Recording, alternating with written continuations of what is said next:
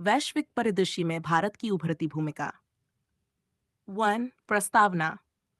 मैं नहीं चाहता कि मेरे घर के चारों ओर दीवारें खड़ी कर दी जाएं और मेरी खिड़कियां बंद कर दी जाएं। मैं चाहता हूं कि सभी देशों की संस्कृतियों की हवाएं मेरे घर के चारों ओर यथासंभव स्वतंत्र रूप से बहें, लेकिन मैं किसी के द्वारा अपने पैरों से उखाड़ा जाना नहीं चाहता। महात्मा गांधी का यह विचार आज के वैश्विक परिदृश्य में भारत की विदेश नीति का सार प्रस्तुत करता है।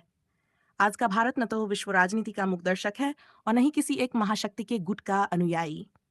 वह अपनी रणनीतिक स्वायत्तता बनाए रखते हुए विभिन्न देशों और वैश्विक ने राष्ट्रीय हितों के अनुरूप संबंध विकसित कर रहा है। भारत विश्व की प्रमुख अर्थव्यवस्थाओं में शामिल है, था एक जिम्मेदार परमाणु शक्ति और महत्वपूर्ण वैश्विक शक्ति के रूप में अपनी भूमिका सुदृढ़ कर रहा है। वर्तमान समय में जब विश्व युद्ध, भू राजनीतिक तनाव, जलवायु परिवर्तन और आर्थिक अनिश्चितताओं से जूझ रहा है, भारत संवाद, सहयोग और बहुपक्षवाद के माध्यम से वैश्विक शांति एवं विकास में योगदान देने का प्रयास कर रहा है। संवैधानिक आधार एवं ऐतिहासिक यात्रा। भारत की वैश्विक भूमिका का संवैधानिक आधार अनुच्छेद 51 में मिलता है।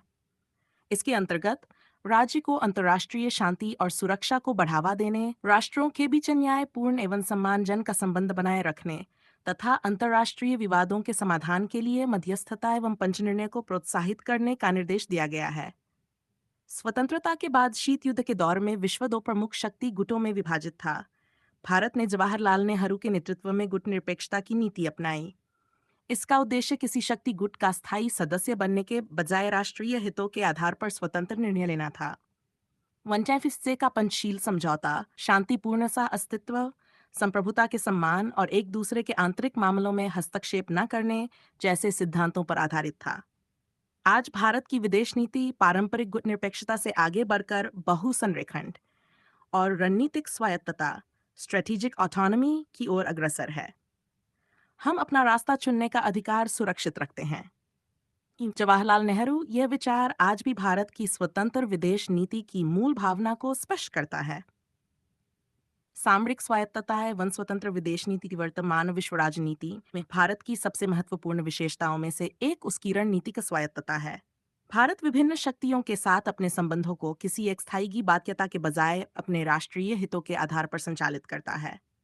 रूस यूक्रेन संघर्ष के दौरान भारत ने पश्चिमी देशों के दबाव के बावजूद अपनी ऊर्जा सुरक्षा और राष्ट्रीय हितों को ध्यान में रखते हुए रूस से तेल आयात जारी रखा।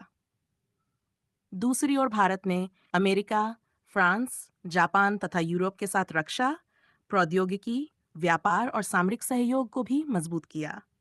इस प्रकार भारत रूस के साथ पारंपरिक संबंध, पश्चिमी देशों के साथ रणनीतिक साझेदारी और इंडो पैसिफिक में क्वाड जैसे मंचों पर सक्रिय भागीदारी, इन सभी को एक साथ आगे बढ़ा रहा है।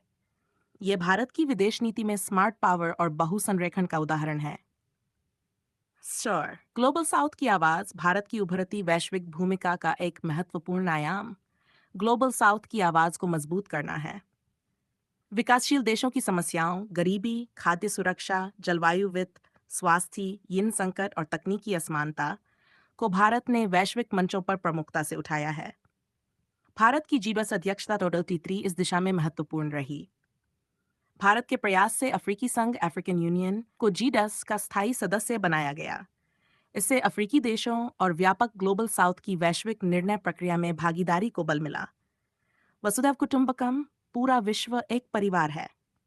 भारतीय सभ्यतागत दृष्टि, यही दृष्टिकोण भारत को केवल अपने राष्ट्रीय हितों की बात करने वाले राष्ट्र के बजाय वैश्विक दक्षिण की आवाज और विकासशील देशों के बीच सेतु के रूप में प्रस्तुत करता है।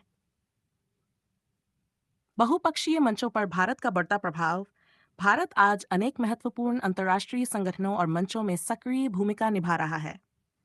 One quad, Bharat, America, Japan और ऑस्ट्रेलिया के इस समूह का उद्देश्य मुक्त, समावेशी और नियम आधारित इंडो पैसिफिक क्षेत्र को बढ़ावा देना है। ब्रिक्स, भारत ब्रिक्स के माध्यम से विकासशील देशों की आवाज तथा वैश्विक शासन में अधिक प्रतिनिधित्व की आवश्यकता को सामने रखता है। 3 एसओ, भारत शंघाई सहयोग संगठन के माध्यम से क्षेत्रीय सुरक्षा, आतंकवाद रोधी सहयोग और आर्थिक सांस्कृतिक संपर्क को बढ़ावा देता है। इन मंचों में भारत की सक्रियता ये दर्शाती है कि वह विभिन्न शक्ति केंद्रों के साथ संबंध रखते हुए बहुध्रुवीय विश्व व्यवस्था के निर्माण में अपनी भूमिका निभाना चाहता है। 6 भारत की सॉफ्ट पावर।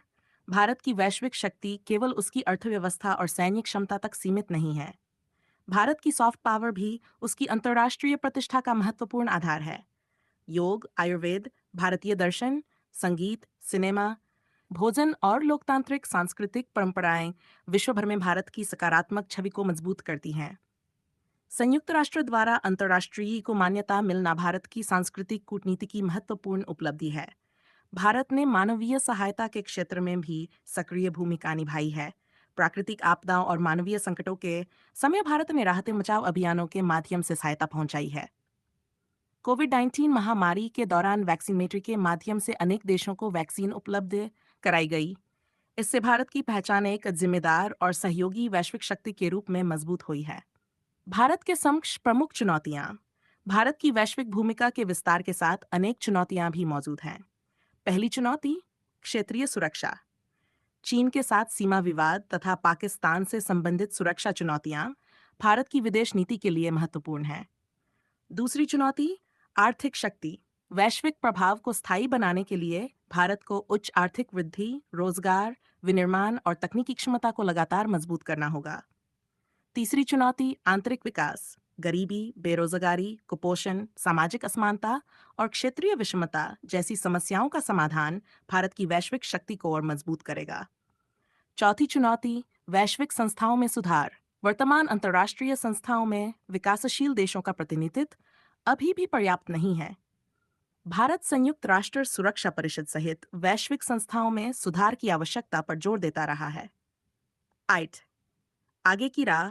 भारत को वैश्विक शक्ति के रूप में अपनी भूमिका को और प्रभावी बनाने के लिए आर्थिक शक्ति, तकनीकी क्षमता, सैन्य आधुनिकीकरण और मानवीय विकास पर समान रूप से ध्यान देना होगा। जब दुनिया बदल गई है तो हमारी संस्थाओं को भी बदलना होगा।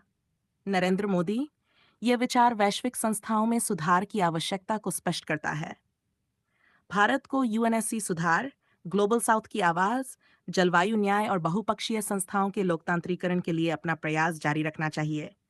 साथ ही मेक इन इंडिया, आत्मनिर्भर भारत और सप्लाई चेन रेजिलियंस जैसी पहलों के माध्यम से भारत को वैश्विक विनिर्माण एवं आपूर्ति श्रृंखलाओं में अपनी स्थिति और मजबूत करनी होगी। निष्कर्ष। वसुधैव कुटुंबकम, पूरा विश्व एक परिवार है। भारतीय सभ्यतागत दृष्टि, भारत की विदेश नीति का मूल उद्देश्य केवल शक्ति संचय नहीं, बल्कि राष्ट्रीय हितों की रक्षा करते हुए विश्व शांति, सहयोग और विकास में योगदान देना है। भारत की रणनीतिक स्वायत्तता, बहुसंरेखन, ग्लोबल साउथ की आवाज, G10 की विरासत, सॉफ्ट पावर और बहुपक्षीय कूटनीति उसके बढ़ते वैश्विक प्रभाव के महत्वपूर्ण आधार हैं। यह युद्ध का युग नहीं है, बल्कि संवाद और कूटनीति का युग है। नरेंद्र मोदी आज भारत अपनी बढ़ती आर्थिक, सामरिक, तकनीकी और कूटनीतिक क्षमता को वैश्विक कल्याण के साथ जोड़ने का प्रयास कर रहा है। भारत का उदय किसी अन्य राष्ट्र के विरुद्ध शक्ति प्रदर्शन नहीं, बल्कि एक अधिक संतुलित, बहुध्रुवी, न्यायपूर्ण और सहयोगात्मक विश्व व्यवस्था के निर्माण का अवसर है। अतः भारत की उभरती वैश्विक भूमिका का वास्तविक लक्ष्य होना चाहिए राष्ट्रीय हित और वैश्विक उत्तरदायित्व के बीच संतुलन स्थापित करना तथा वसुधैव कुटुंबकम की भावना के साथ विश्व शांति और मानव कल्याण में नेतृत्व प्रदान करना।